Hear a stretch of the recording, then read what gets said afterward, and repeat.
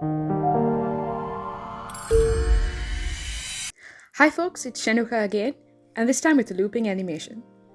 So, among the myriad of aesthetics that have been coming up on the internet recently, dark academia has become particularly popular, though it has been rightfully criticized for being pretty Eurocentric in general.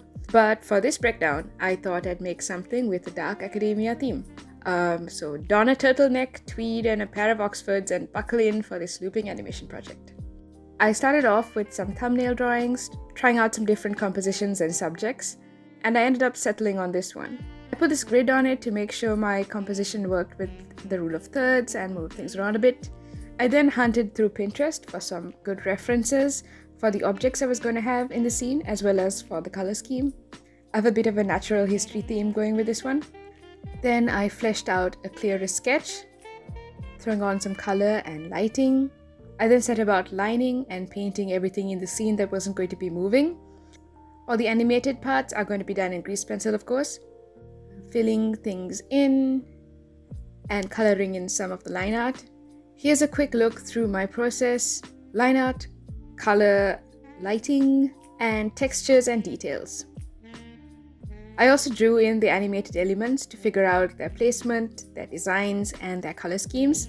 I changed a few things around from my original plan. Some of the animated elements overlap with elements of the background, so I made sure to save the background as several different PNGs with transparent backgrounds so that I can layer them when I bring them into Blender. I'm bringing them into Blender as planes and arranging them in the correct order. I've also reduced the specular on all of them so that the colors show up properly. And here's what they look like all set up. I'm also bringing in my image with the animated elements so that I can use it as a reference. Now starting off with the grease pencil stuff. I'm drawing a first frame for the curtain and moving it behind the objects on the desk but in front of the window. But you can see they aren't overlapping. So to fix that, I'm going to go into each of the planes and set them all to alpha clip. And now as you can see, they're overlapping properly. And after looking up some references for cloth movement, I started animating the curtain, starting off with just the line for the bottom and making sure there's a nice wave going through it, and followed up by drawing the sides, making sure there's a bit of a billow. And once I'm done animating it, I'm adding the time offset modifier to make it loop, and now it's going to replay till the end of my timeline. I also animated the second curtain, and now I'm setting about filling them in frame by frame.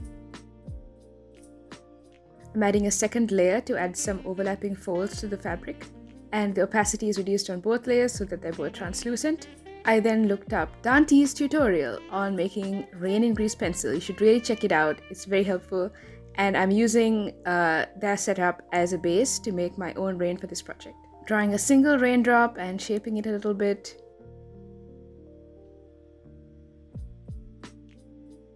I'm now making a plane that is going to be the emitter for my rain particles, and I'm adding a particle system to it. I'm setting the particle system to render as object, and then selecting the drop that I drew as my object. And hey, we have some rain. I am placing the rain plane in between the plane that has the wall and the window, and the plane that has the background outside, so that it looks like obviously the rain is outside. And I'm setting the particle system to start before the beginning of the timeline so that the rain is already falling by the beginning of the loop. I then created a second raindrop that's slightly more transparent than the first to seem like rain that's slightly further away. And I set the particle system to render as collection, selecting the collection that I have both rain objects in. Now I have a nice deluge. Then I decided to add more in-betweens on the curtains for a little bit more smoother animation on them. I did this by duplicating and sculpting the frames using the onion skins as a reference. I then started animating some droplets of water going down the window panes. No shortcuts for this. I am just drawing in each frame and playing around with the timing. Each drop has a separate layer so that I can keep track of them separately. And I also added some static drops. Now onto the character. I made a bunch of materials, color picking from the reference that I brought in. And I went in with line art, all on separate layers for each part of the figure. and then going in with fills. I added a mask over all the layers, set to multiply to make the color scheme blend in with the background better, playing around with the colors and the transparency to get it right. I'm now animating the bow to move a little bit in the breeze. I'm creating some keyframes with the sculpt tool, and I'm using interpolate to fill in the frames for me, and setting it to 3s so it isn't too mechanically smooth. And then we have the slightest animation on the bow. I'm using the same process to animate the hair a little bit, and also on the sleeves, just for some subtle animation so that it doesn't look too weirdly static. I have applied the time offset modifier to this object as well so that it keeps looping. Adding some shadows on with the airbrush tool. And here's how our scene's looking so far. Now I'm adding a couple blender lights to add a bit of a glow on the window pane. I'm also adding a light to the character to integrate them better to the background. Adding a little lace detail that I forgot to add in before, and a few more shadows on the skin. I then set about animating the lights that I added before to create the effect of light falling through the rain, and also distant flickers of lightning. The plant in the background looked a bit too static, so I drew a few more stalks on it in grease pencil that I animated to wave slightly using the sculpt tool, once again using interpolation to fill in the blanks for me. And now for animating a beetle walk cycle.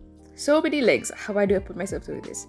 I started off by drawing a line for the path of the beetle, and I'm animating a little blob going along it to map out the pacing and angle of the beetle's movement. I'm adding some in-betweens. I ended up having to animate the legs one at a time just so that I could keep track of them. And finally, I added the stag beetle mandibles. Yes, I looked up beetle anatomy for this video. And there's my beetle animation. Drawing in the line art frame by frame, adding a little bit more detail on the legs, making sure that the size of the beetle always stays consistent, and filling it in. And finally, I added the hand as a new grease pencil object with a small animation on one of the fingers to give the character a little bit more life and movement. I'm adding a bit of a shadow under the hand, making sure that my rain animation is baked. And here's my final setup. Here's the final render. And with a little bit of sound and video editing, I've got some dark academia vibes going. Now go write some poetry or something.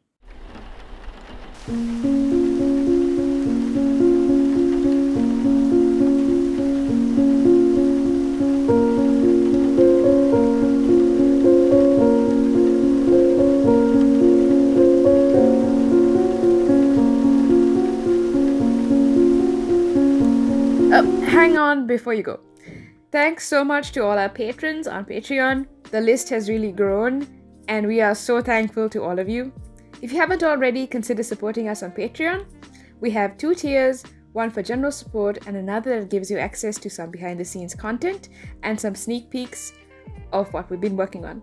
And check out our Discord if you want to hang out with us and other creatives. See you next time!